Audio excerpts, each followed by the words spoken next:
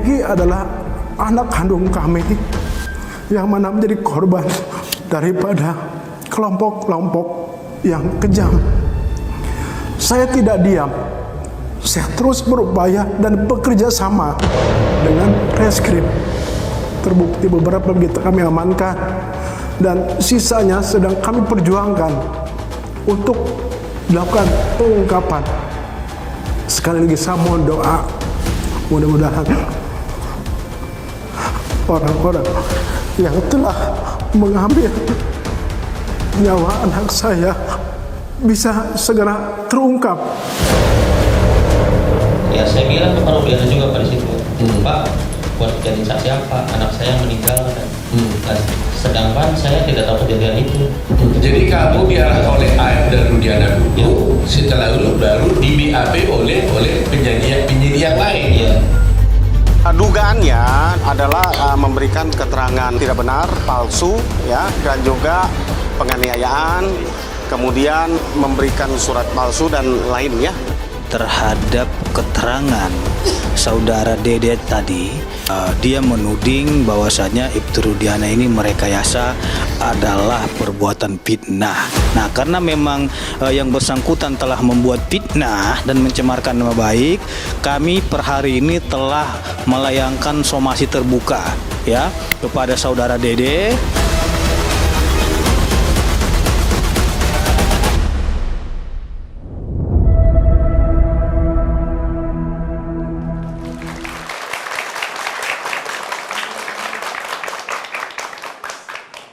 Selamat malam pemirsa, kesaksian dari Dede yang muncul setelah 8 tahun silam cukup mengejutkan kita semua. Dede mengaku bahwa ia tidak tahu sama sekali kejadian yang sebenarnya yang menerpa Vina dan juga Eki. Bahkan ia dengan tegas, dengan gamblang menyebutkan nama ia diperintah oleh temannya sendiri yang juga berdasarkan skenario dari Ibtu Rudiana. Apakah itu semua benar, memiliki dasar atau hanya asumsi semata? Kami berharap malam hari ini secara objektif bisa dibuka oleh para kuasa hukum dari kedua belah pihak dan juga para praktisi hukum. Betul, kalau mengutip kemudian apa yang dituliskan di caption media sosial dari Catatan Demokrasi, boleh jadi ini adalah kasus pembunuhan paling plot twist yang pernah terjadi. Akankah kemudian apa yang disampaikan oleh saksi Dede ini bisa mengungkap kasus ini secara terang benderang atau justru sebaliknya? Kita juga ingin dengar apa yang kemudian bisa disampaikan dari kubu Ibtu Rudiana. Langsung kami hadirkan di Catatan Demokrasi.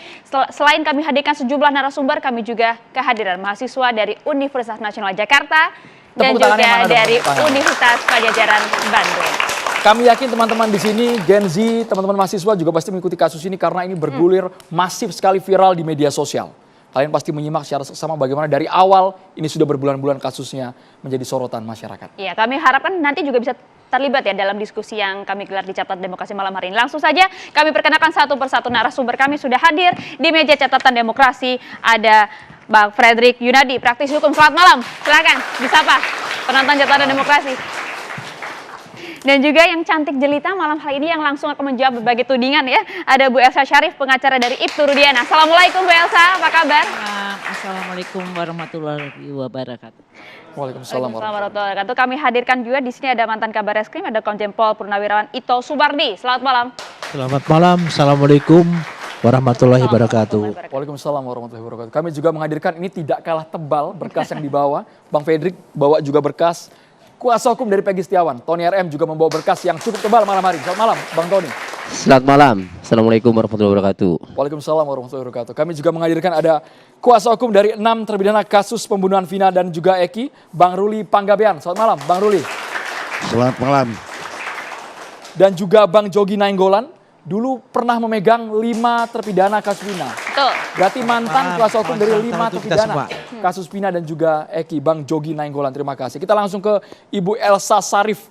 Kami ingin dengar bagaimana dari pihak Ibtu Rudiana. Apakah betul tidak ada sama sekali skenario, tidak ada sama sekali instruksi dari Ibtu Rudiana untuk mengubah kronologi pada tahun 2016 silam? Ibu Elsa, boleh digunakan mic-nya, boleh digunakan, Ibu Elsa? Silakan. Bisa jamin 100% tidak benar, ya. Karena begini, klien saya itu bukan pejabat polisi berpangkat tinggi, hanyalah Aibtu. Dan permasalahan ini hanya 3 hari di Cirebon dan ditarik kepada Polda, di mana kepala dari Direskrimum ya, dari penyidikan adalah Direskrimum berpangkat kombes. Di dalam TNI maupun di dalam Polri itu ada namanya hierarki, kepangkatan yang tidak bisa dilampaui. Kombes dengan Aibtu ini sangat rendah sekali. Apalagi itu sudah diambil di Polda, nggak bisa cawe-cawe. Dia hanyalah sebagai pelapor, bukan penyidik, apalagi ngarah-ngarahin. Dan Dede itu bukan diperiksa aja di Kasat Sersel di Cirebon, tetapi dia di Polda Jabar juga.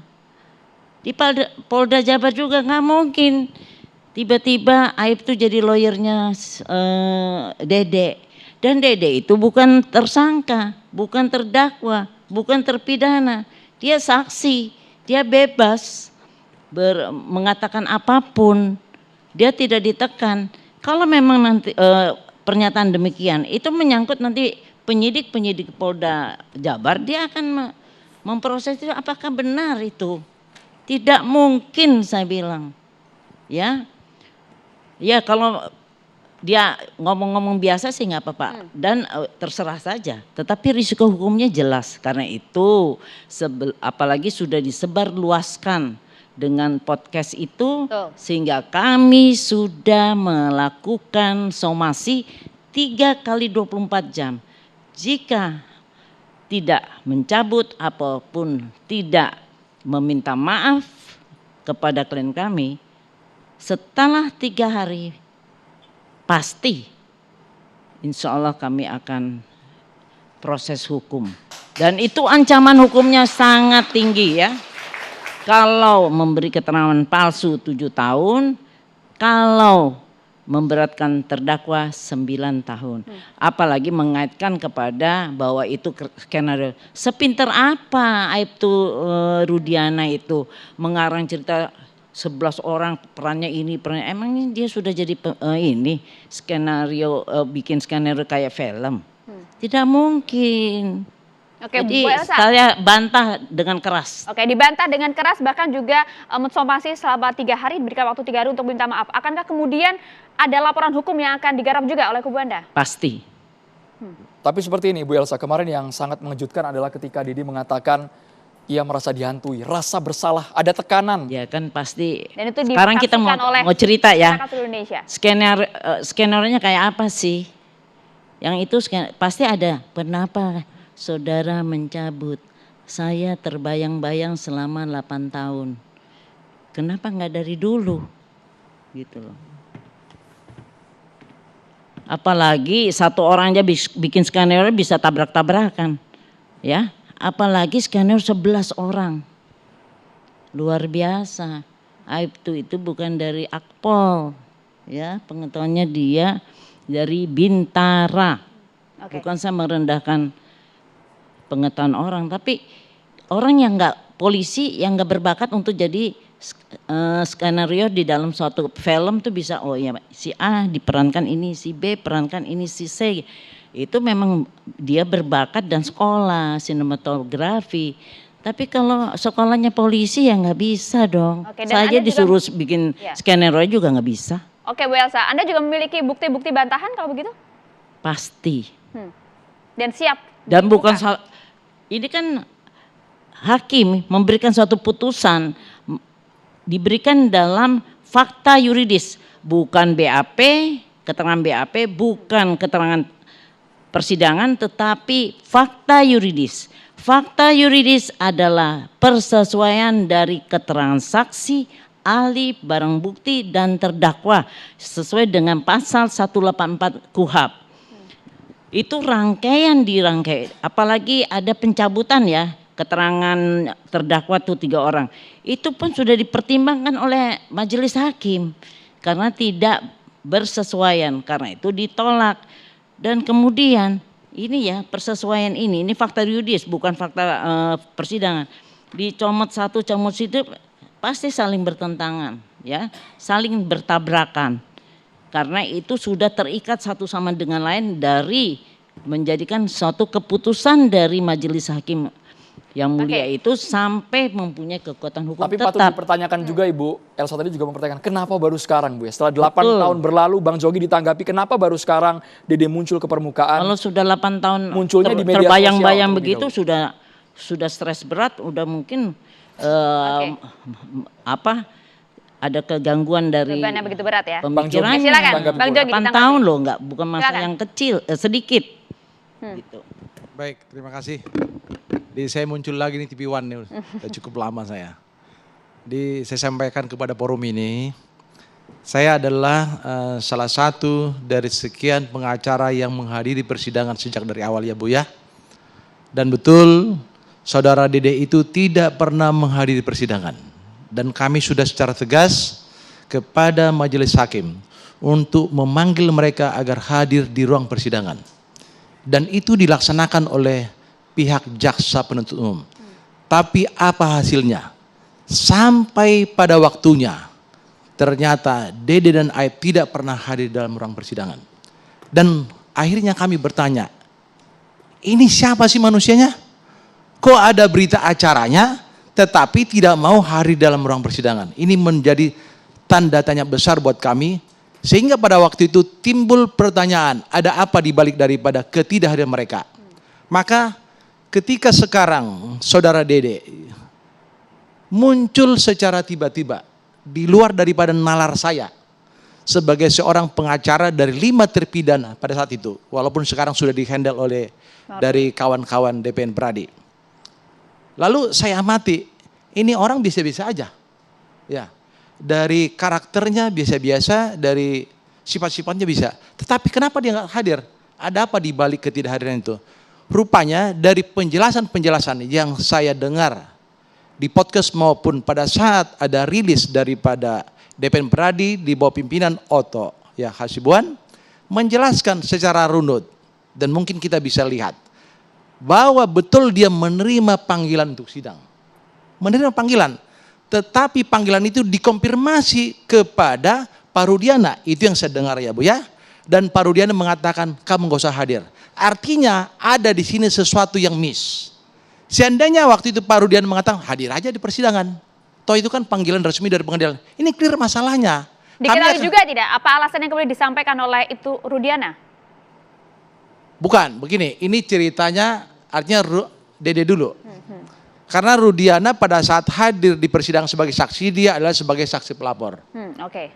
Nanti akan saya jelaskan apabila nanti pertanyaannya. Ada historisnya. Karena kita juga masih ingin mencoba mengingat-ingat apa yang kita dengar pada saat persidangan berlangsung. Ya. Jadi kemunculan saudara Dede ini merupakan suatu hal yang bagus buat saya. Walaupun pada saat itu ada kekecewaan sebenarnya. Kenapa saya katakan hal yang bagus? Supaya ini ada ruang komunikasi nanti di antara kita. Ya. Termasuk juga kepada lawyer-lawyer yang lain, sehingga nasib daripada ke-7 terpidana sekarang yang masih menjalani hukuman penjara seumur hidup di luar daripada Saka Tatal yang di bawah umur pada saat itu persidangan terpisah, bisa mendapat respon positif dari negara, dalam hal ini nanti Mahkamah Agung apabila PK-nya diajukan. Bang Jogi, tapi kan pada 8 tahun silam harusnya Dede juga berhak untuk menolak. Kenapa dia harus mematuhi apa kata Rudiana? Dia sebagai saksi kalau dipanggil bisa iya bisa tidak. Kenapa dia harus turut mengikuti apapun yang dikatakan oleh Rudiana? Baik, saya tidak sampai pikiran ke arah sana. Karena itu menjadi hak person daripada saudara Dede. Apakah dia dalam posisi katakanlah di bawah tekanan daripada Rudiana, silakan nanti ditanya kepada saudara Dede. Karena kami sebagai lawyer sudah meminta secara formal di ruang persidangan. Ya, walaupun tidak tertulis, tetapi ketika kami berbicara dengan majelis hakim, maka itu kami katakan formal. Dan majelis hakim juga memerintahkan kepada jaksa penuntut umum agar menghadirkan mereka-mereka, Aib dan Dede. Tetapi apa hasilnya? Sampai persidangan itu diponis dan klien kami dipidana penjara seumur hidup atas tuntutan jaksa hukuman mati, kami betul-betul di situ merasa terjalimi. Itu dulu penjelasan saya. Oke, silakan ditanggapi, Bu Elsa. Betul tidak? Ya, itu tidak betul ya. Tadi kan juga dengar-dengar dengar-dengar doang, tidak bisa dibuktikan. Tapi saya sering melihat ya kasus-kasus yang pembunuhan. Orang-orang yang melihat itu banyak takut hadir di persidangan karena ini pembunuhannya cukup sadis, Pak, ya. Sehingga mereka nggak berani, dan dia orang di Cirebon juga, sehingga tidak berani dihadir. Dan biasanya mereka langsung minta di bawah sumpah di penyidikan, kayak narkoba dan sejenisnya. Jadi kalau saya bilang tadi kan yang di rekan Yogi bilang bahwa dengarnya Pak surat itu ke Pak Rudiana, kan baru dengarnya kan. Dari penjelasan Pak Dede pada saat ada rilis ya sekarang di kan, bukan yang kemarin kan Pak, 2017. Jadi itu perlu dibuktikan, kan baru sekarang, baru dibilang itu suratnya diambil Pak Rudiana, kemudian dilarang sama Pak Rudiana, kan baru sekarang. Bukan Bu, bukan diambil. Apa Dede ini menghubungi Pak Rudiana. Itu tadi penjelasan kan yang saya dengar. Ya, penjelasannya kan pada artinya saat ini kan. Supaya clear dulu, bukan diambil Rudiana. Ketika saudara Dede, itu yang saya dengar ya dari penjelasan saudara Dede pada saat di DPN Pradi menjelaskan dia mendapat panggilan secara resmi dari pengadilan atas permintaan kami karena dia tidak hadir. Lalu dia menghubungi Pak Rudiana, itu penjelasan dia. Itu yang saya. Ya itu yang saya sampaikan saat ini, dikatakan saat ini, bukan pada waktu dulu 2017 rekan Yogi mendengarkan hal itu kan. Oh bukan. Nah ya itu yang penting, itu aja saya pikir cukup. Oke, siap. Bang Ruli, tidak ada satupun keterlibatan Ibtu Rudiana dalam hal ini, dan bahkan juga apa yang disampaikan di BAP adalah kebenaran menurut Bu Elsa. Silakan tanggapi Bu Ruli. Baik, selamat malam semuanya. Saya harus menjelaskan dulu dari awal ya, karena saya yang menimbulkan masalah ini gitu. Bukan saya, tapi laporan saya. Begini, saya menerima kuasa ini belum lama, dua bulan lah kurang lebih. 2 bulan itu saya hanya, itu pun saya mencari berkas dan lain sebagainya. Sebagian saya dapat dari beliau ini, gitu. Setelah kami mendalami dan kami cek ke Cirebon dan lain sebagainya, maka kami memutuskan, kami itu tim memutuskan untuk menguji apa-apa yang ada dalam rangkaian persidangan ini. Bagaimana cara mengujinya? Ya bikin laporan. Betulkah misalnya yang pertama Pasren dan anaknya, betulkah kesaksian Pasren pada waktu itu mengatakan bahwa anak-anak itu tidak ada di rumahnya, ya kan? Di lain pihak keluarganya menyatakan atau tetangganya menyatakan ada, kan ini mesti diuji. Gitu. Makanya kami tidak mau melalui hal-hal yang tadi medsos lah apa ya. Ya kami menguji dengan kami membuat laporan polisi. Demikian juga AFDD. AFDD ini kami ingin uji, betulkah dari keterangan dia jarak 120 meter. Jam 9 malam, kondisi gelap, dia bisa tahu itu motor apa, nomor plat siapa, wajahnya juga dia tahu. Mungkinkah itu gitu? Kami ingin uji. Oleh karena itu kami laporkan Dede. Demikian juga Rudiana. Kami laporkan Rudiana itu karena pengakuan para terpidana dia melakukan penyiksaan. Jadi waktu melakukan penangkapan tanpa surat perintah, kemudian menginterogasi, baru kemudian dia bikin laporan polisi. Di dalam laporan polisi yang dia buat, sudah terang dan jelas siapa pembunuhnya, melakukan apa, dan lain sebagainya. Itu juga kami ingin uji, betulkah itu? Makanya kami melaporkan Rudiana ke Mabes Polri. Itu rangkaiannya. Ruli, kenapa kami lakukan itu? Ini, Bang Ruli, kenapa baru diuji sekarang? Bukankah dulu semua prosedur hukum sudah dilalui sampai akhirnya final? Saya kan sudah katakan, Bang Ruli. Saya udah katakan saya baru 2 bulan ini nerima kuasa itu. Jadi saya nggak tahu lah, kalau yang dulu saya nggak tahu. Dalam 2 bulan ini kami dalami, kesimpulannya itu. Nah, oleh karena itu maka kita uji satu-satu gitu loh. Nah, buat apa kami uji ini semua? Ya tentu kami sebagai penasihat hukum para terpidana ingin mencari novum, mencari bukti, persesuaian dan sebagainya. Itulah yang kami inginkan, kami butuhkan dalam upaya untuk kalau bisa membebaskan para terpidana, karena itu harapan dia. Itu awal mulanya. Kemudian saya, karena saya yang ketemu sama Dede ya, itu Dede itu sudah kami supaya keterangannya itu pasti dan kemudian tidak berubah lagi, kami membuat Dede dibuatkan pernyataan dan di hadapan notaris. Bang Ruli, tapi yakin kebenaran apa yang dikatakan oleh Dede sebagai saksi pembunuhan Vina dan juga Eki? Sesaat lagi Bang Ruli. Ya, kita harus baik. jeda, hanya di Catatan Demokrasi Indonesia.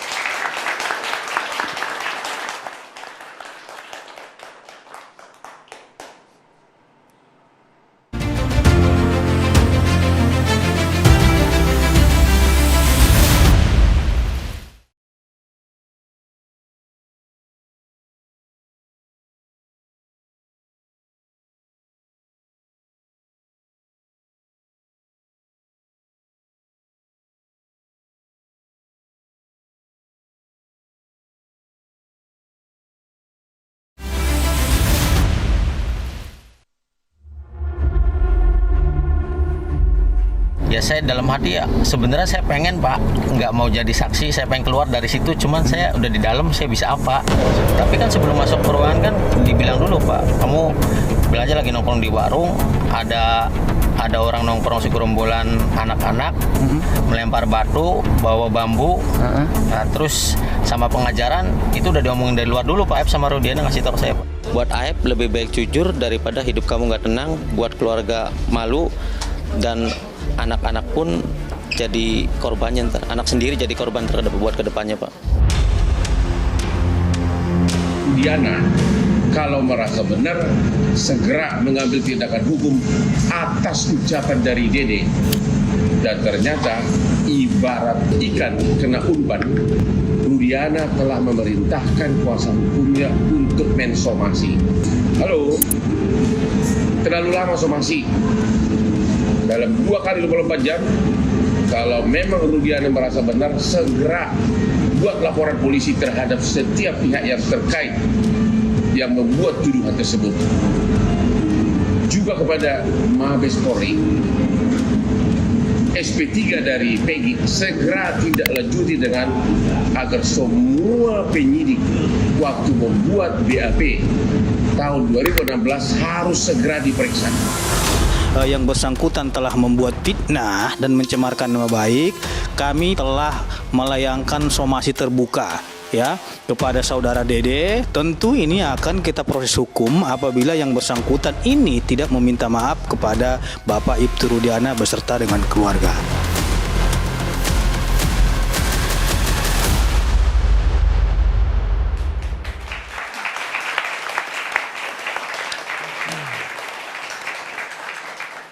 Ya, kita lanjutkan kembali diskusi kami. Bang Ruli, seberapa yakin Anda dengan pernyataan Dede dan juga pengujian Anda ini tidak akan Anda lakukan jika kemudian tidak ada sedikit saja keyakinan diri Anda bahwa memang ada yang salah di sini? Betul tidak? Silakan. Ya begini, soal keyakinan saya kira ya kita serahkan saja sama Tuhan ya. Tapi saya juga nggak berani saya nyatakan saya 100% yakin nggak. Karena yang punya ini kan yang Tuhan yang di atas lah. Cuman saya ingin menanggapi sedikit tadi yang perkataan Ibu Elsa soal Bintara, mana mungkin sih bisa merekayasa demikian, kan begitu pernyataan Ibu. Saya kira saya nggak sependapat. Kenapa? Karena Ibu udah underestimate gitu loh. Beliau itu, Pak Rudiana ini adalah penyidik dan sudah bukan setahun 2 tahun, udah puluhan tahun. Mungkin pengalamannya lebih daripada para perwira remaja. Dia lebih panjang dongengnya untuk kalau soal penyidik dan lain sebagainya. Jadi saya nggak sependapat soal itu. Kemudian juga mengenai soal kembali kepada soal Dede ya. Saya juga tanya pertanyaan itu tadi. Kenapa baru sekarang? Betul, saya juga ada pertanyaan itu. Saya tanyakan langsung, kenapa baru sekarang? Menurut dia, selama 8 tahun ini aman kok dia kerja. Kemana-mana nggak ada masalah, nggak pernah ada apa-apa gitu. ketika berita ini viral 3 bulan yang lalu, itulah di titik itulah dia mulai membayangkan, kemudian dia, oh iya ya, gitu loh, soal penyesalan dan lain sebagainya, sehingga saya tanya sama dia, Anda ini bikin pernyataan ini, Anda bisa jadi tersangka loh. Hukumannya juga bukan, tadi sudah dikatakan hukumannya juga bukan sedikit, 7 tahun bahkan 9 tahun bisa. Dia bilang apa? Saya siap untuk menjadi tumbal, saya yang masuk 7 terpidana itu keluar. Itu jawaban dia. Saya agak merinding. Betul itu, betul katanya. Saya ingin menebus kesalahan saya. Itu jawaban dia. Dan tidak ada perintah yang diterima oleh Dede ya dalam hal ini? Perintah dari siapa ya? Saya kan dia juga datang sendiri kok, bukannya diminta dan lain sebagainya. Saya nggak paham soal itu. Tapi yang penting itulah keyakinan dia. Dia ingin menebus kesalahan dia. Walaupun dia masuk ke dalam dia siap. Itu jawaban dia gitu. Jadi saya sendiri angkat topi untuk sekelas Dede yang pendidikannya SMP. Sekalipun ucapannya sangat berisiko Bang Ruli karena bisa mempidanakan orang seumur hidup. Ada yang seumur hidup gara-gara kesaksian yang dianggap palsu itu. Itulah yang dia sesali gitu loh. Itu dia sesali karena dia membuat pernyataan ini. Kesaksian ini, makanya dia ingin cabut itu kesaksian itu. Tidak betul itu kesaksian menurut dia. Walaupun risikonya saya yang masuk ke dalam. Saya nggak apa-apa, saya siap katanya. Itu pernyataan dia. Ini yang penting 7 terpidana itu bisa bebas. Apa yang disampaikan Dede tidak main-main Bu Elsa?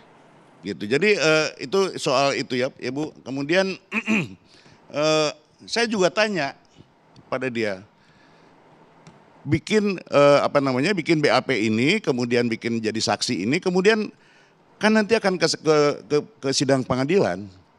Nah, betul tadi yang dibilang oleh rekan saya ini bahwa ketika datang panggilan sidang kepada dia mengkonfirmasi langsung sama Rudiana, itulah kata-katanya. Gitu loh. Lalu kenapa dia mau jadi saksi pada waktu itu? Jadi ceritanya begini, saya ulang lagi, padahal sebenarnya udah ada gitu ya, tapi ya saya ulang lagi lah bahwa dia malam itu ditelepon jam 7-an, dia ditelepon oleh Aep. Tolong antar saya ke Polres. Itu jawabannya. Nah, dia antar ke Polres. Mau apa? Ya udahlah nanti di sana. Ketika sudah di Polres, barulah dikatakan saya ingin bikin kesaksian tentang anaknya Rudiana yang mati. Gitu loh. Kan saya nggak tahu apa-apa soal ini, nggak apa-apa kamu ikutin aja. Kira-kira itulah percakapan mereka. Lalu dibuatlah cerita itu, kesaksian itu di luar, masih di area Polres tapi tidak dalam ruang pemeriksaan. Ditambahkan oleh Rudiana bahwa Rudiana menambahkan ini nama tersangkanya si Anu, barang buktinya ini, motor ini. Jadilah kesaksian itu. Gitu. Setelah itu, setelah dia bikin kesaksian itu, 1 bulan kemudian dia juga udah keluar dari tempat kerjanya. Dan dia selama 8 tahun bisa bebas kemana-mana, nggak apa-apa. Sekali lagi kami tegaskan Bang, kalau nggak tahu kenapa mau Bang? Nggak tahu tapi mau. Ini orang dalam situasi dia tuh pendidikannya SMP. Orang miskin, bukan orang kecil lah gitu ya. Yang istilahnya penghasilannya dapat sehari itu buat dia makan gitu loh. Sehingga begitu dibawa ke, ini pengakuan dia loh. Sehingga ketika dia dibawa ke Polres itu dia kondisi tertekan, takut lihat suasana di kepolisian itu, apalagi ada pakaian baju polisi itu, dia takut. Itulah akhirnya kenapa dia mau mengikuti.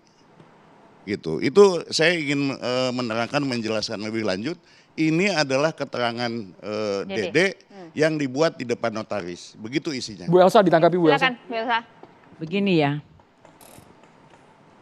andaikan Dede mencabut, keterangan Dede kan mengatakan bahwa dia melihat ada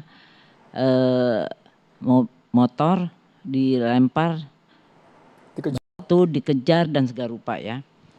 Tetapi bukan itu saja, bukan Dede saja sama Aep, masih ada 2 saksi lagi yang sudah menjadi klien saya, ya klien Perhaki. Jadi dicabut ini pun bagi saya tidak bermanfaat gitu loh. Ya cuman memang sekarang jadi viral juga ceritanya. Tapi apapun itu haknya dari rekan untuk berupaya, dan saya hargai berupaya untuk bikin suatu novum untuk PK.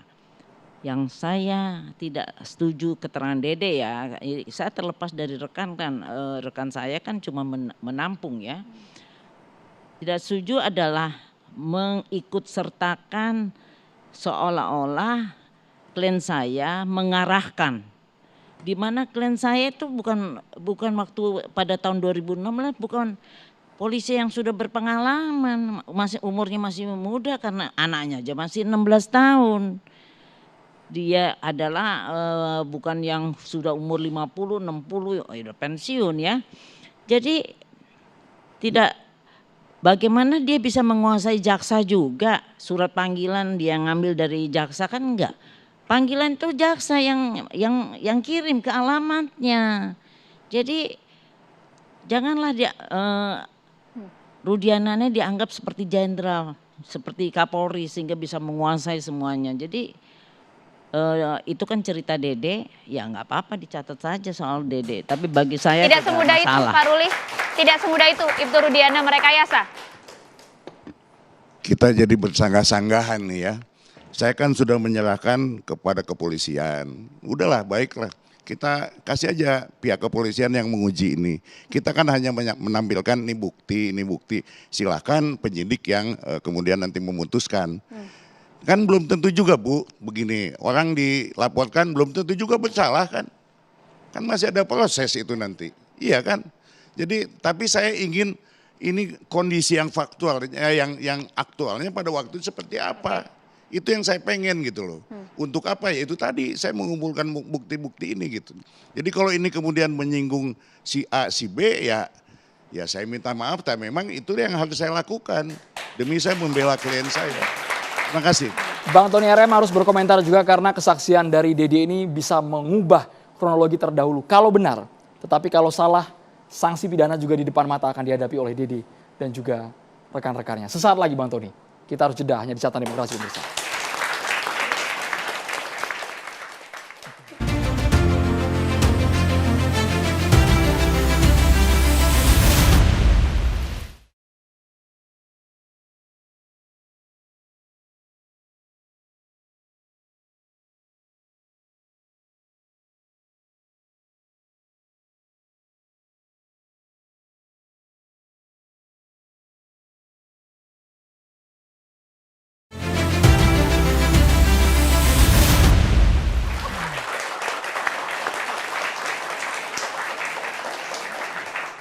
Ya memang mungkin baru yang mengejutkan adalah berbagai pengakuan kemudian bisa membebaskan Peggy Setiawan. Akankah kemudian pengakuan dari Dede ini juga bisa mengubah berbagai putusan yang sudah ada, Bang Tony? Ya, terima kasih. Jadi dalam putusan pengadilan nomor 16 atas nama Saka Tatal, nomor 3 atas nama Rivaldi dan Eko Ramadhani, dan nomor 4 atas nama Hadisa Putra dan kawan-kawan 5 orang. Kesaksian Dede itu ada semua dalam putusan tersebut. Kesaksian Dede itu sama dengan kesaksian Aep. Pada poinnya adalah kesaksian Dede itu ia melihat, ya. Isinya dibacakan Bang ya? Boleh? Boleh, silakan Ya. Bang. Jadi ini saksi nomor 25 ya, Dede Riswanto ini ya. Ia pada tanggal 21, bahwa pada hari Sabtu tanggal 27 Agustus 2016 sekitar jam 21.15, saksi melihat terjadinya pengeroyokan di Jalan Perjuangan di dekat SMPN 11 Kelurahan Karya Mulya, Kecamatan Kesambi, Kota Cirebon. Bahwa para pelaku pengeroyokan melakukan pengeroyokan terhadap kedua korban dengan cara pada mulanya saya melihat para pelaku nongkrong di depan SMPN 11. Lalu saya melihat kedua korban mengendarai dari arah utara Jalan Perjuangan menuju ke arah Sumber. Saya melihat kedua korban berboncengan motor dan ada satu motor lagi yang jalan bersama kedua korban yang terdiri dari laki-laki dan perempuan. Kemudian ini dikejarlah 4 motor, saya singkat saja ya, dikejar 4 motor. Nah, kemudian saya dan saudara Aep melihat kejadian tersebut karena sedang berada di warung yang jaraknya sekitar 50 meter dan situasi sekitar sedang sepi. karena sudah malam hari. Namun penerangan cukup jelas karena ada lampu penerangan jalan. Bahwa saya tidak ingat semua karena kejadiannya sangat cepat dan malam hari. Namun seingat saya para pelaku, nah jadi kan ini seolah-olah tahu nih kan. Seingat saya para pelaku semuanya laki-laki yang masih berusia muda sekitar 20 tahun. Pelaku yang memukuli korban dengan bambu mengendarai sepeda motor Yamaha Fiction. Dan ada salah satu pelaku yang terdapat luka ditutup perban pada alis kanan berkulit hitam. Bahwa saat diperlihatkan pelaku, saksi mengenali 1.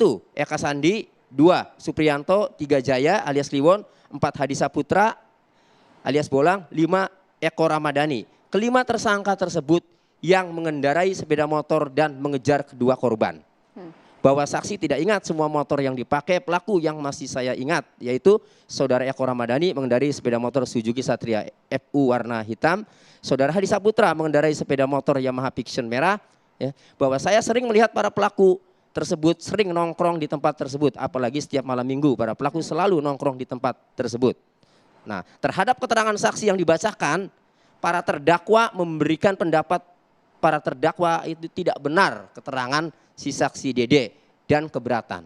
Nah, artinya Dede ini kalau kita baca kesaksiannya yang tertuang dalam putusan ini, seolah-olah Dede ini mengetahui, bahkan sampai mengenali sepeda motornya, bahkan sampai mengenali nama-namanya ya, ketika diperlihatkan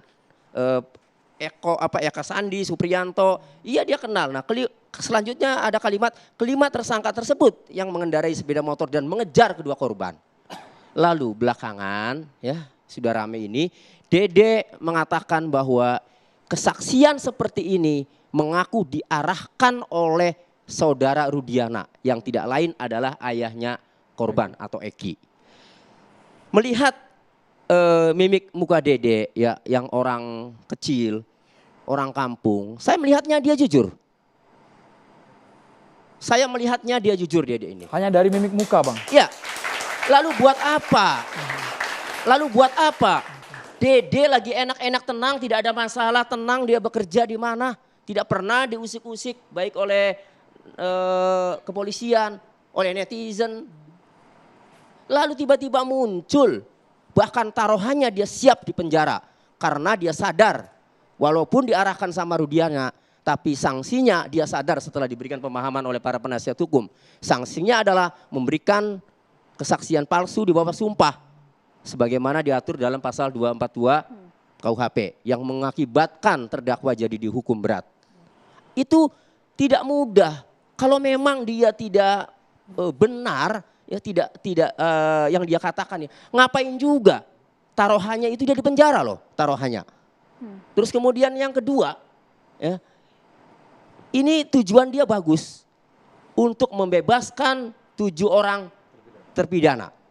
Bahkan secara hukum 8 orang walaupun Sakat Tatal sudah menjalani, tetapi kalau PK itu kemudian dikabulkan berarti kan ia tidak terbukti. Bukan terpidana. Kan begitu. Nah, oleh karenanya memang langkah bagus ya untuk menguji apakah Dede ini mengatakan ini. Tadi kan keyakinan saya ini saya yakin benar. Tapi secara hukum tetap harus diuji. Makanya sudah langkah tepat. Dede ini dilaporkanlah ke Mabes Polri atau ke Bareskrim. Karena nanti akan diuji. Apakah kalimat Dede ini benar atau tidak. Keterangan Dede ini benar atau tidak.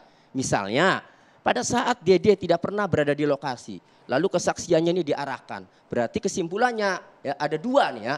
Yang harus ada 2 saksi yang harus mengetahui. Pertama, kalau Dede tidak tahu menahu berarti Dede tidak ada di lokasi. Maka Dede harus punya teman sebagai saksi yang menguatkan dia bahwa pada saat kejadian Dede tidak berada di lokasi.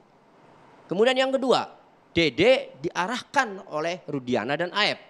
Nah, itu juga Dede harus punya saksi. Karena ini udah lama. Paling sebatas saksi. Coba mungkin kalau dulu ya, mungkin ya di halaman Polres, mungkin dibuka CCTV-nya, kan begitu? Atau di mana? Di warung mana? Mungkin dibuka CCTV-nya. Ini kan sudah lama, sehingga hanya saksi lah yang menguatkan. Tetapi saya yakin penyidik Bareskrim Polri ini pinter ya, apalagi sekarang kasus sudah menjadi perhatian publik ya, maka pasti akan didapat nanti. Bila mana ya Dede ini benar telah memberikan keterangan palsu, maka Dede ini bisa dipidana, diputus. Tetapi putusan pidananya ini sebagai novum, bukti baru yang sangat kuat untuk membebaskan 8 terpidana. Tapi yang menarik, Abang meyakini dari ekspresi muka bahwa itu adalah kebenaran yang diungkapkan oleh Dede. Bang Fredrik ditanggapi dulu, Bang Fredrik. Terima kasih. Saya tanggapin satu persatu supaya karena tadi yang bicara rekan-rekan yang cukup banyak. Pertama, saya tanggapin apa yang disampaikan rekan Elsa. Saya sependapat dengan Bu Elsa bahwa kliennya Ibu Aibtu Rustiana itu adalah selaku ayah daripada korban Eki. Tentu dia itu emosi dan tentu dia itu sakit hati, berusaha ikut membantu bagaimana bisa menangkap pembunuh sebenarnya terhadap dirinya, putranya. Sebagaimana yang disampaikan pada Bu Elsa, saya tidak pernah bicara sama Pak Rudiana, saya tidak tahu, kan 3 hari aja kasusnya ada di Cirebon, kemudian dibawa ke Polda. Dengan demikian, saya sependapat dengan Bu Elsa juga, seorang namanya Kanit, narkoba kalau nggak salah ya, itu pengaruhnya sangat kecil terhadap sesama sekantornya atau dalam hal ini Kanit Serseum kan gitu. Apalagi terhadap Polda aja sebagai dir yang sebagai kombes, pengaruhnya nihil, nggak ada pengaruhnya sama sekali. Sehingga dengan menyatakan bahwa di mana si Rudiana diduga melakukan skenario, menyusun dan sebagainya, silakan aja dibuktikan. Karena yang melaporkan, yang menuduh kan harus bisa membuktikan. Kan silakan kalau apalagi sekarang sudah ditangani pada Barreskrim, tentu saya yakinlah teman-teman Barreskrim akan membongkar. Dimana kalau ternyata setelah diperiksa itu tidak benar, kan sanksinya itu kan laporan palsu juga. Pasti kena juga yang pelapornya.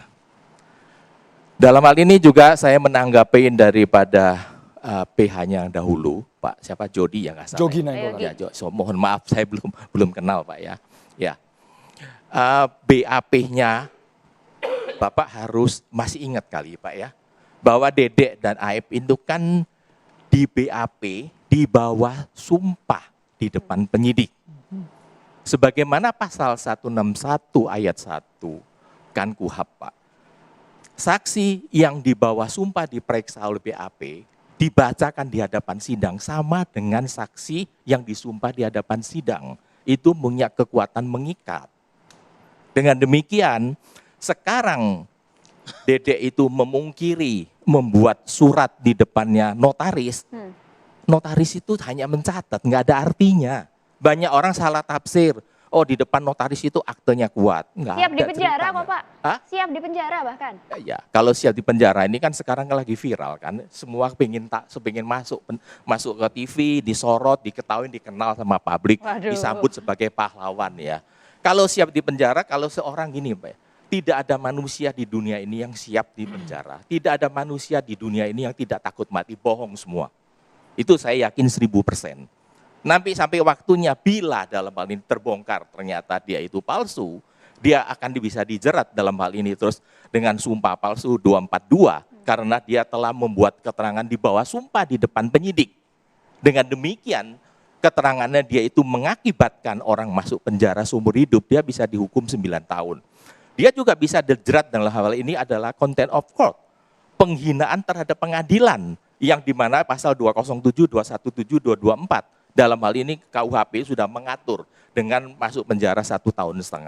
Dia juga bisa di dalam hal ini dijerat dengan pemalsuan dokumen ya bila dalam hal ini ternyata keterangan yang dulu diberikan atau sekarang akte notarisnya ternyata diperiksa atau disidik oleh penyidik ternyata tidak benar, kan dia bisa dijerat dengan pasal 266 menggunakan keterangan tersebut Pasti. untuk tertentu. Dan dalam hal ini dia juga bisa dikenakan obstruction of justice ya, pasal 221. Tapi Dia Bang akan Tony meyakini menghalangi. itu benar apa adanya. Benar katanya. apa Semua dikatakan orang oleh kan Dede. mengatakan demikian. Saya perlu mengingatkan pada rekan-rekan sesama advokat Pak ya. Kode etik advokat pasal 4 huruf B dan C. Advokat tidak dibenarkan memberikan keterangan yang dapat menyesatkan klien mengenai perkara yang sedang diurus. Misalkan wajib memberitahukan klaim risiko apa yang dihadapi jika mencabut keterangan di bawah sumpah, foto dan keterangan saksi dan sebagainya. Dalam hal ini kita itu melihat bukti, Pak. Saya klien siapapun di depan saya, meskipun dia itu sebagai seorang pejabat tinggi pun, saya tidak akan percaya kalau saya belum melihat dengan bukti-buktinya. Kalau hanya cerita menurut skenario yang diceritakan, itu merupakan asumsi. Saya tidak akan bisa percaya. Kedua, dalam hal ini, saya minta rekan-rekan sebagai advokat kan, tidak membuat satu statement, pasti menang. Itu pelanggaran kode etik langsung dipecat itu Pak, kalau dilaporkan. Jadi kita tidak bisa memberikan harapan pada klien kita, Pak jangan takut Pak, Bapak pasti menang, saya jamin Bapak bebas. Itu nggak benar itu Pak. Karena saya mendengar sendiri, saya punya rekamannya Pak, yang mengucapkan pasti menang. Cuma saya tidak mau ribut aja Pak, sesama rekan buat apa kita mesti ribut. Tapi saya hanya mengingatkan tidak pada tempatnya. Kemudian Pak, kalau dalam hal ini, yang jelas Pak, ya saya baca dari medsos, saya baca dari berita. Dedek ini diarahkan oleh DM, ya kan? Seorang namanya DM. DM yang membawa semua orang ini ke Peradi. Bahkan dalam hal ini karena DM, dalam hal ini mantan bupati, kalau nggak salah ya, mohon maaf kalau saya salah, itu makanya ditanggapin. Kemudian dibuat suatu tim. Jadi itu urusannya Peradi lah, saya nggak ikut campur. Tapi dalam hal ini Pak, Dedek itu kan pasti bisa dijerat Pak. Andai kata terbukti Dedek ini nggak benar dan atau saksi-saksi lainnya itu ternyata tidak benar Pak. Dia bisa dijerat pasal 55 Pak. Yuntu pasal 221, Yuntu pasal 242, atau dalam hal ini Yuntu 28 ayat 1 45A yang Undang-Undang nomor 1 2024 tentang perubahan kedua dan Undang-Undang ITE. Dan dalam ini Pak ya, saya hanya bisa menyarankan, kita sebagai advokat Pak, kita itu jangan a priori Pak.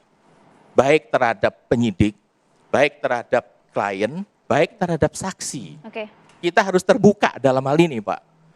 Di dalam hal ini Pak, pengaruhnya Dedek itu sebagaimana tadi rekan Elsa juga menyampaikan, saksinya itu banyak Pak, bukan hanya satu orang. Kalau dan saksi itu di bawah sumpah dan sudah dipertimbangkan oleh majelis hakim waktu menyidang perkara tersebut. Dan buktinya kan putusan tersebut sudah diputus dan sudah dikuatkan sampai tingkat kasasi. Dengan demikian Pak, satu-satu jalannya adalah melalui upaya luar biasa PK. Namun saya sebagaimana yang saya pernah sampaikan Pak, mereka itu pernah mengajukan gerasi. Jadi kemungkinan itu akan mengalami kesulitan. Tapi silakan aja, hak dari setiap orang untuk mencoba. Sampai sana dulu. Ya, silakan ditanggapi Pak Jogi. Baik, terima kasih nih Pak Predikan sudah memberikan tadi semacam pandangan bahwa setiap berita acara yang dibuat di hadapan penyidik di bawah sumpah itu betul. Secara formal bisa kita ketahui itu. Ya, saya juga sebagai mantan penyidik ya mengetahui itu. Tetapi ketika ada skenario yang diciptakan, apakah isi daripada BAP itu bisa dipertanggungjawabkan secara material isinya? Itu kan menjadi pertanyaan. Terbukti sekarang kehadiran Dedek yang kami tunggu-tunggu di ruang persidangan pada saat itu. Kenapa dia tidak muncul jika katakanlah keterangan yang disampaikan di BAP itu adalah hal yang benar? Itu persoalan. Sehingga sekarang ketika keberanian dia muncul dan melihat ada 7 orang terpidana yang sedang kesakitan ya menjalani hukuman, timbul hati nurani dia. Dia bertarung dan rela untuk dipenjara. Begini Pak. Bukan, aku selesaikan dulu Pak ya. Ya. Jadi terkait dari apa yang Bapak sampaikan itu, betul Pak. Kita tahulah berita acara itu bisa dibuat begitu gampangnya ya. Kita tahu juga di dalam laptop itu semua atau komputer itu ada itu semua Pak, daftar pertanyaan ya. Tanda tangan semua segala macamnya. Dan terakhirnya itu setelah berita acara ini dibuat kemudian dibaca oleh yang diperiksa. Itu kan ya, dengan bahasa yang mudah dan mengertinya. Kemudian menandatangani. Itu sah Pak ya tanda tangan itu. Tetapi isinya itu betul nggak? Sesuai dengan kejadian ini yang sekarang menjadi masalah. Ketika muncul Dedek yang tidak pernah muncul dalam persidangan dan membalikkan semua apa isi dari BAP, itu yang sekarang harus kita respon dengan baik. Kenapa saya bilang direspon dengan baik? Ada Pak orang yang tersakiti 7 orang. Saya juga hati saya teriris Pak. Dengan hukuman penjara yang dijatuhkan oleh hakim pada saat itu, yang notabene sebenarnya itu harus bebas Pak.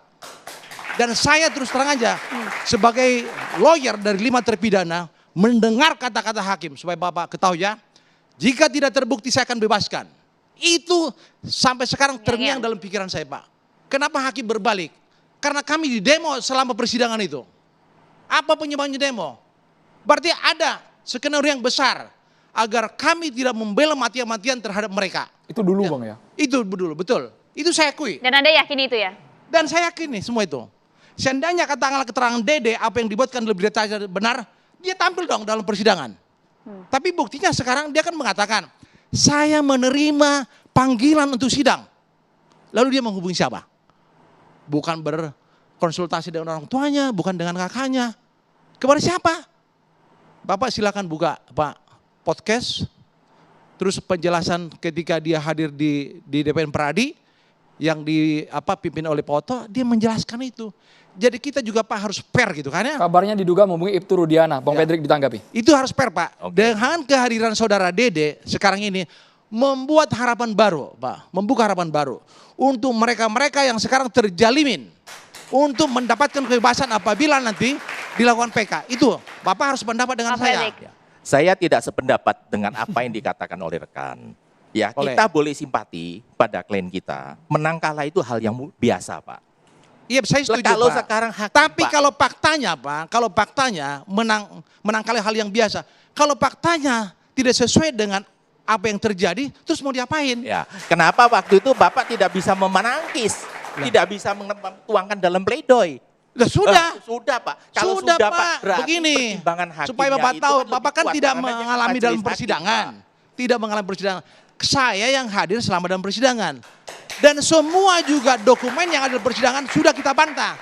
Bapak supaya tahu, itu yang namanya tubuh korban ditusuk. Tapi dalam visum et repertum maupun hasil forensik tidak ada.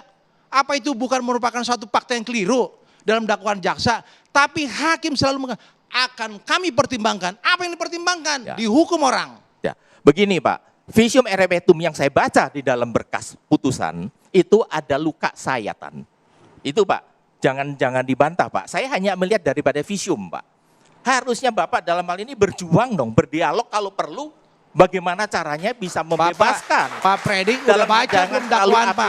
Pak? Udah baca belum dakwaannya? Kalau hakim mengatakan bukan dakwaan Pak, udah baca belum? Saya baca Pak. Dakwaan ada saya tusukan, baca semua ada Pak. tusukan. Tapi dari hasil pemeriksaan forensik Saya baca visum yang dicantumkan dalam putusan Pak. Saya tidak mungkin bisa membaca visum aslinya karena saya berkas nggak pernah baca Pak. Begini Pak. Saya baca itu dari putusan Pak. Bapak punya hati nurani nggak terhadap mereka yang terpidana menjalani hukuman Saya punya penjara? hati nurani terhadap para korban yang dibunuh secara keji Pak. Begini, ini Pak. Kalau soal itu, pelaku Pak, itu wewenang hakim Pak. Kita tidak bisa dalam hal ini ikut campur ada Pak. kasus yang sebenarnya yang tidak pernah kita diskusikan di dalam forum manapun tentang kecelakaan lalu lintas.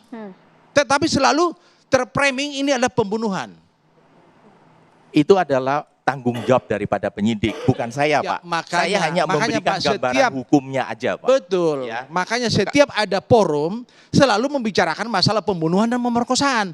Padahal faktanya ada kecelakaan lalu lintas yang tidak pernah dilakukan oleh TKP secara saintifik. Silakan dong Pak. Dan kenapa Bapak waktu itu tidak lapor? Kenapa tidak menghadap Kapolri forum Pak? persidangan Menghadap sudah Kapolri kita dong Pak. Tapi kalau perlu ke Kapolda, ke semua, Kapolri dong Pak. Dengan hal ini hanya di belakangan baru teriak Pak. Bapak kan tidak mengalami, Ya, saya yang mengalami. tapi kalau dalam sekarang Pak, persidangan. hakim menyatakan Pak, jika tidak terbukti akan dibebaskan. Itu moto hakim di seluruh Indonesia Pak. Bukan. Pak, itu enggak usah kita bicarakan Pak, mempengaruhi netizen Pak.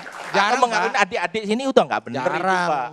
Dimanapun hakim selalu bilang, saya Pak, udah kalau ratusan benar Pak, kali pasti Pak Bapak menghadapi akan persidangan. saya kabulkan. Jangan Semua bilang juga Bapak mengatakan moto, demikian, jangan. Pak. Hakim nggak pernah punya moto seperti itu. Begitu Pak, saya di mana-mana saya sidang Pak lebih dari 50 tahun. Semuanya mengklaim kebenaran, tapi kita sesungguhnya ingin mencari objektivitas dan keadilan sesungguhnya hanya tapi di yang catatan saya minta demokrasi. kepada Pemirsa, Pak kami segera Freddy kembali. harus- Tetaplah bersama kami pemirsa.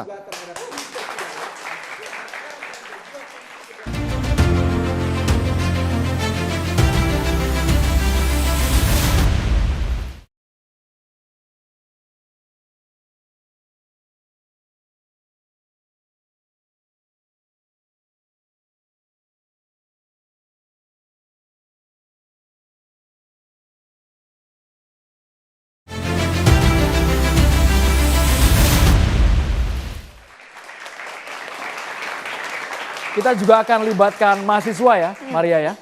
Langsung saja sudah ada yang ingin bertanya, silakan. Terima kasih atas kesempatannya. Saya Dansya Ibrahim, mahasiswa FISIP 4. Dari fakta-fakta kasus yang mulai terungkap, mengarahkan kepada plot twist seperti cerita-cerita atau film-film yang sering kita tonton. Tarik ulur kasus yang terjadi, lalu ada tindakan kekerasan, bahkan skenario yang dibuat, mengarahkan kepada kebenaran kasus dan aktor-aktor yang terlibat di dalam kasus ini.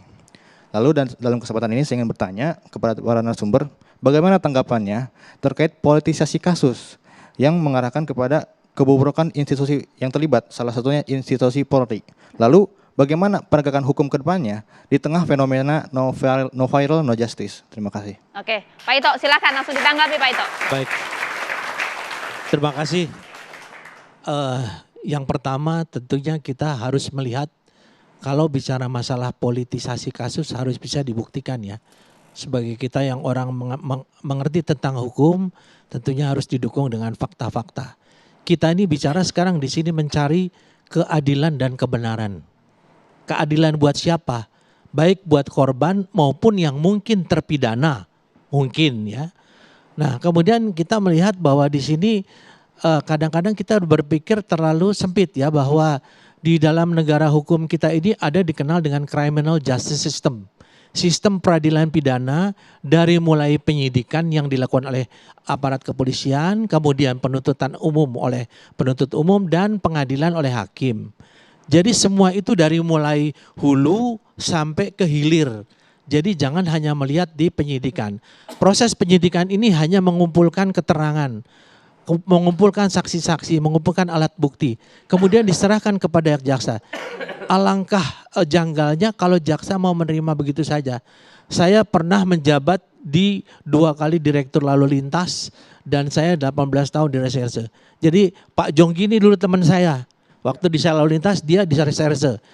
Jadi kalau dikatakan yang tadi kecelakaan lalu lintas, kalau saya orang lalu lintas dan basic saya reserse, kalau ada namanya helm utuh tapi kepalanya remuk, tentu saya berpikir mana mungkin helmnya utuh, kepalanya remuk. Saya harus berpikir sebagai orang reserse, pasti ada sesuatu yang janggal. Disitulah kita mulai melakukan penyelidikan. Ya. Nah kemudian tadi dikatakan no viral, no justice ya. Saya kira itu memang harus diakui. Banyak hal-hal yang pada akhirnya kemudian membangunkan ya aparat kepolisian untuk melihat kebenaran dari satu berita. Ada yang benar tapi banyak yang benar, ada juga yang salah. Tentunya kita tidak bisa menggeneralisasi. Nah ini ada satu hal yang sangat menarik di sini ya.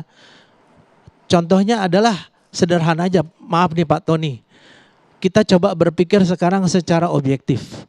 Pada saat sidang pra-peradilan, Peggy Setiawan mengatakan saya tidak mengenal satupun pelaku terpidana. Setelah dibebaskan muncul video yang saya punya mengatakan saya kenal si Sudirman, saya kenal ini dan lain sebagainya. Mereka itu tidak bersalah. Kemudian nalar saya bicara, ini kok lucu gitu. Jadi berarti di sini kan proses peradilannya juga ada hal yang tidak benar. Tapi kan ini semua adalah proses hukum yang sedang berlangsung ya. Jadi di satu sisi pada saat pra peradilan mengatakan dia tidak kenal, pada saat sudah selesai mengatakan kenal. Ini juga sama dengan Peggy.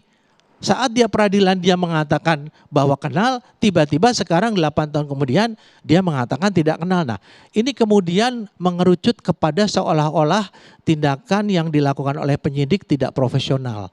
Ya padahal di situ sudah dikawal oleh penasihat hukum, penuntut umum, dikawal juga oleh hakim. Sudah ada keputusan mulai dari pra-peradilan, kemudian 3 tingkatan pengadilan sampai dengan gerasi. Saya tidak mengatakan mereka itu salah atau benar, tapi tentunya kita juga harus melihat. Saya tahu namanya seorang Ibtu ya dulu Aibda Rudiana tuh orang kecil dia. Dia tidak ada apa-apa. Apakah dia bisa membuat satu cerita? Saya juga nggak tahu. Saya kira kita semua juga nggak tahu kok. Yang tahu hanya Tuhan. Tapi di sini tolong mungkin kita harus melihat bahwa kalau ada kesalahan-kesalahan yang dilakukan oknum anggota kepolisian, tentunya kita tidak bisa mengatakan itu sesuatu yang secara umum digeneralisir merupakan lembaga. Kemudian juga politisasi hukum ini harus jelas juga gitu. Kalau kita membuat istilah tentu kita harus punya terminologinya, kita harus punya fakta pendukung, kita harus punya referensinya. Sehingga kalau lihat kasus ini mengapa jadi rame, ya karena ada hal-hal yang diangkat saat ini yang setelah 8 tahun pengalaman saya, seseorang yang memberikan keterangan pada saat kejadian pasti itu jauh lebih benar setelah sekian tahun kemudian. Akan banyak intervensi, pengaruh dan lain sebagainya. Kita nggak tahu ya. Pak Ito, tapi tadi cukup mengejutkan Bapak juga menyeret nama Peggy yang sesungguhnya kalau di peradilan dengan setelah bebas, dinyatakan bebas, bertolak belakang. Ini cukup mencengangkan Pak ini Pak. Baru kami dengar malam hari ini Pak di Carta Demokrasi. Saya hanya, mungkin Pak Tony nanti saya kasih videonya. Pada saat Peggy mengatakan tidak mengenal semua tersangka dan pada saat dia mengatakan dia mengenal. Bahkan si Sudirman yang menyeret Peggy sebagai pelaku utamanya itu pada saat pertama dia dikatakan tidak kenal. Kemudian dia mengatakan dia kenal karena teman dekat satu kampung, teman sekolah dan lain sebagainya. Kalau saya kan bicaranya hanya fakta. Saya juga nggak tahu, saya tidak mengatakan bahwa pengadilan salah. Ya, saya tidak mengatakan pengadilan salah, saya tidak mengatakan pengacaranya merekayasa ini, tidak. Tapi saya hanya mengangkat ada 2 fakta yang bertentangan. Ya. Oke, ini harus ditanggapi ya Pak Ito ya, silakan. Ya.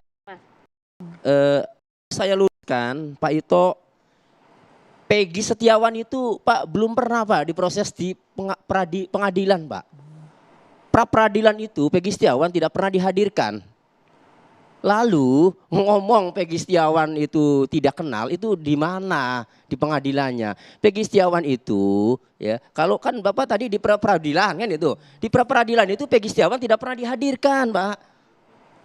Bahkan kami yang meminta itu agar Peggy Setiawan dihadirkan ke hakim tunggal itu kan.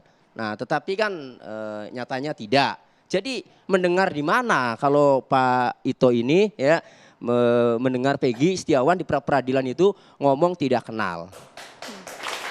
Kemudian yang kedua, ya, saya tanggapi dulu Pak. Sebentar, yang kedua yang video ya, video itu, yang video Pak, Peggy itu terkadang harus menjawab pertanyaan-pertanyaan wartawan. Wartawan selalu sering menanyakan bahwa kenal tidak. Sebenarnya Peggy menjawab itu adalah kenal itu dengan Sudirman karena dia teman SD Pak. Kalau yang lain itu tidak kenal Pak, kalau yang lain. Itu, jadi Pak kenalnya itu hanya dengan Sudirman, itu pun setelah lulus SD ya. Kemudian dia pisah, SMP-nya juga berbeda Pak. Nah jadi jangan menggiring opini Pak. Tidak. Ya, jadi seolah-olah Gini, sebentar, Silakan, Pak Ito. sebentar. Silakan, Pak Bohong. Kasih waktu saya dulu ya. Pak Tony. Nanti saya kasih videonya dari saya tunjukin di sini yang juga mengatakan bahwa Peggy Setiawan itu tidak mengenal semua ya terpidana. Sangat jelas, padahal salah satu terpidana itu adalah saudara Sudirman.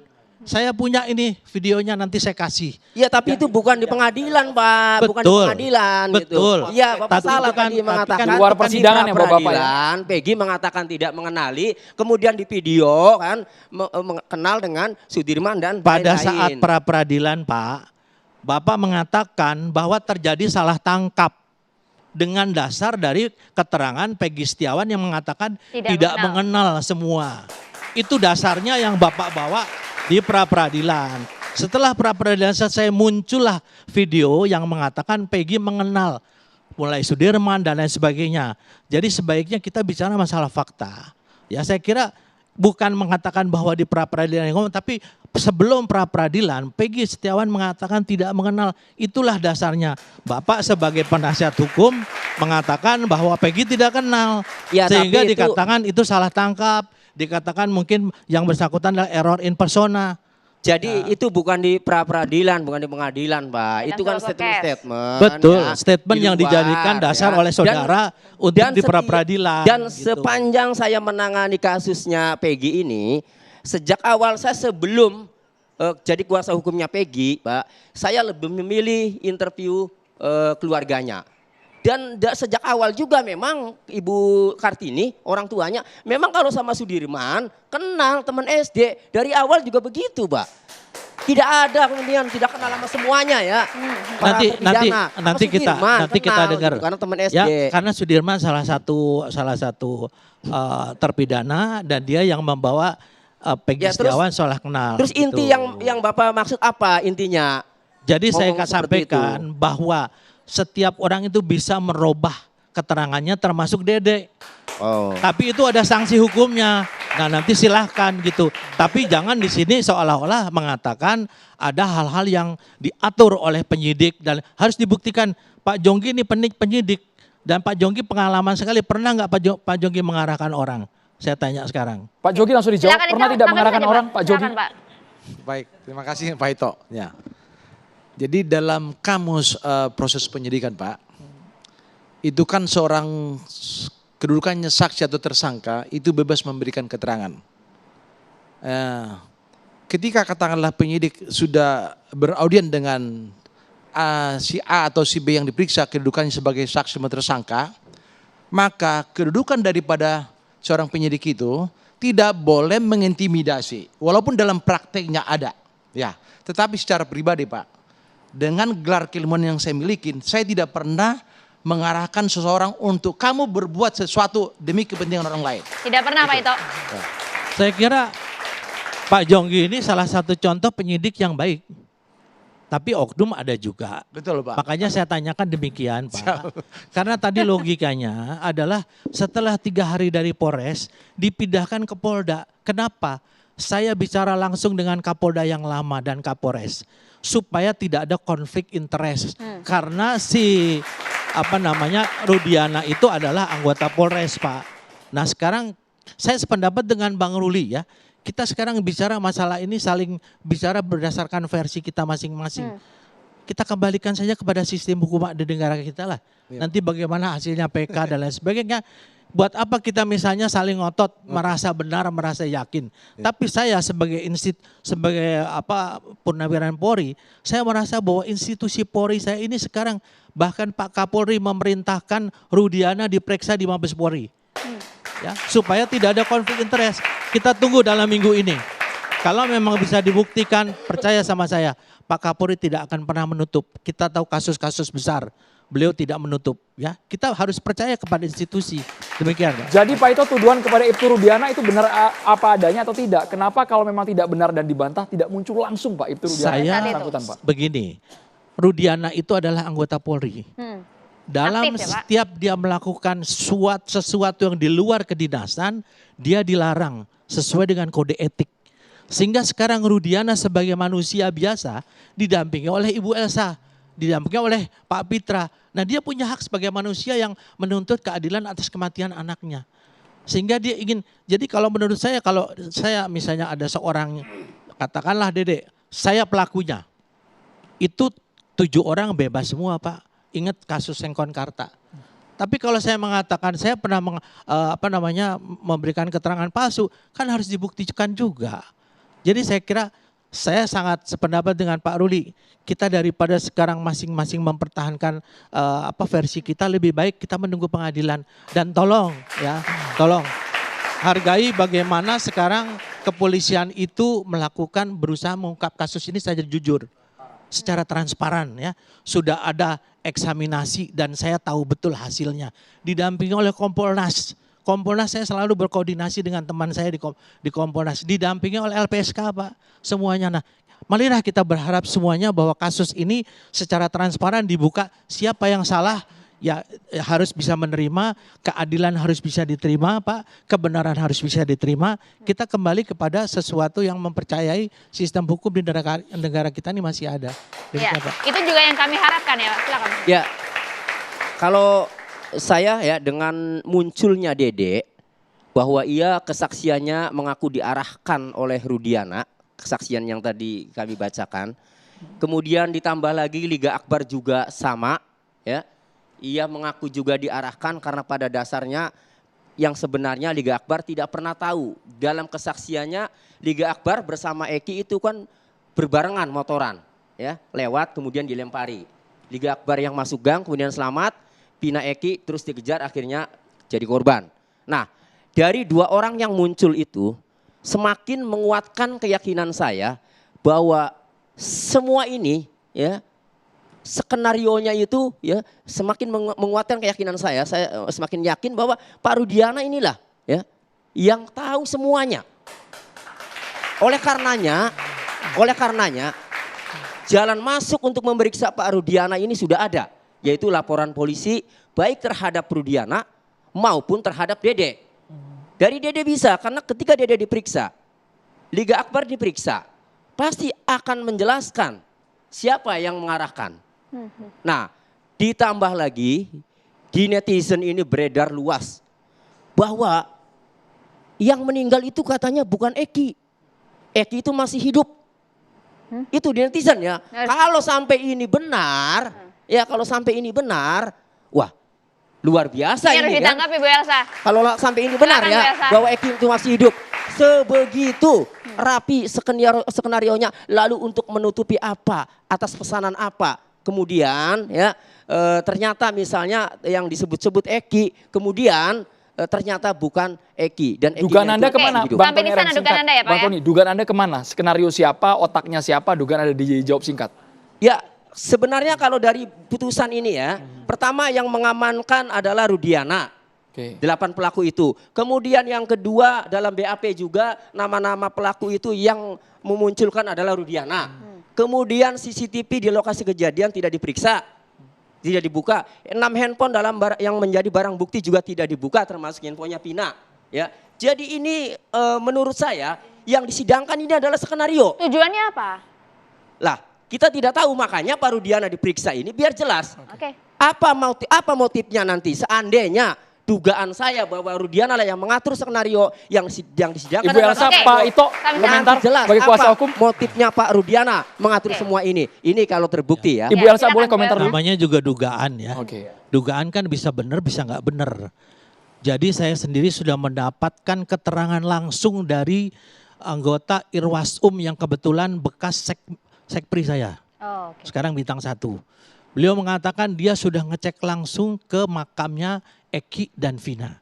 Yang kedua, dia sudah melihat dalam visum, dokter itu tidak mungkin mengatakan bahwa nama saya Ito tapi disebutnya Elsa, nggak mungkin. Karena itu harus visum itu kan harus betul-betul mayat. Nanti kasihan kalau namanya dimakamkan si Panji, tahu-tahu namanya si Ito kan, beda. Kemudian yang kedua, CCTV waktu itu Mas Tony, CCTV-nya tuh nggak ada Pak. Jadi yang ada jauh itu sama sekali tidak, sehingga tidak bisa digunakan. Satu keterangan yang sekarang rame, adanya sperma. Saya sudah bicara dengan dokter forensik yang memeriksa. Betul Jenderal, ada sperma. Tapi sperma itu mempunyai masa rusaknya. Kemudian pada saat kami melakukan penggalian atau ekshumasi, sperma itu sudah bercampur dengan tanah dan air. Di sana juga ditemukan, kami sulit menemukan DNA. Sehingga itu tidak dimasukkan dalam pasal perkosaan. Hanya pasal 340. Itu alasannya penyidik mengapa menyebutkan hanya pasal 30. Nah, munculnya perkosaan ini kan karena tiba-tiba ada sperma. Saya kira ini mungkin fakta yang perlu saya sampaikan. Bu Elsa singkat. Jangan sampai. Silakan Bu Elsa. Ya, saya justru ini kita melakukan upaya-upaya hukum ini untuk meluruskan semuanya. Yang mengatakan Eki almarhum bukan anaknya klien saya. Satu, ini jadi masalah. Kedua, yang dikubur itu bukan Eki almarhum tetapi Panji. Itu masalah.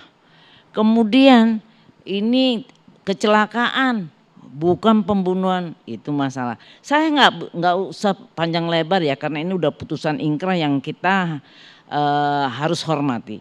Tetapi saya lihat podcast nih yang terbaru ya 2 hari yang lalu, podcast antara DM dengan pemandi mayit ya, pemandi mayit dari almarhum Vina ya, Vina. Dinyatakan, Bu, apakah waktu dimandikan mayit ini kelihatannya kecelakaan atau pembunuhan? Saya sebetulnya agak kaget juga, bahaya juga nih. Begitu tatoannya saya lihat ibu ini bilang, ini mah pembunuhan, ada potongan ini. Waktu saya bersihin di vaginanya penuh lendir. Jadi ini bukan kecelakaan tapi pembunuhan. Itu aja saya sampaikan. Baik, terima kasih banyak. Nah, ini podcast yang sangat perlu disayang nonton sendiri. Ya, ada salah satu cara untuk mengakhiri spekulasi ya dari masyarakat dan netizen Apakah Eki yang meninggal itu Eki? Bukan. Ada salah satu syarat. Mabes Polri harus membongkar kuburan Eki, kemudian dilakukan tes DNA. Astagfirullahaladzim, dia sudah pernah dikubur dan dibongkar lagi. Itu tidak bisa, tidak manusiawi. Cocokkan dengan. Saya keberatan sekali ya. Cocokkan itu dengan. Sudah. Itu kenapa keberatan kan untuk mengungkap kebenaran.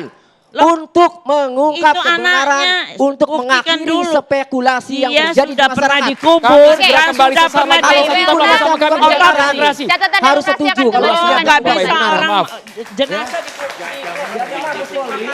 Iya, tidak manusiawi Anda. Kejam, ya Lakukan tes DNA.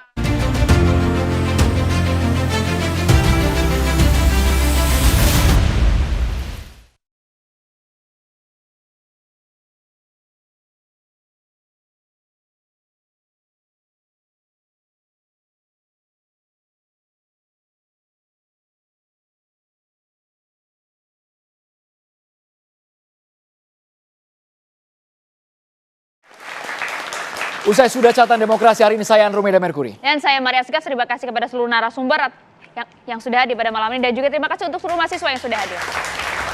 Kita tunggu bagaimana kemudian nanti kelanjutan dari kasus ini. Harapan yang semua kebenaran bisa terungkap. Saya Maria Segas dan Andrew Meda Merkuri pamit. Terima kasih, sampai jumpa.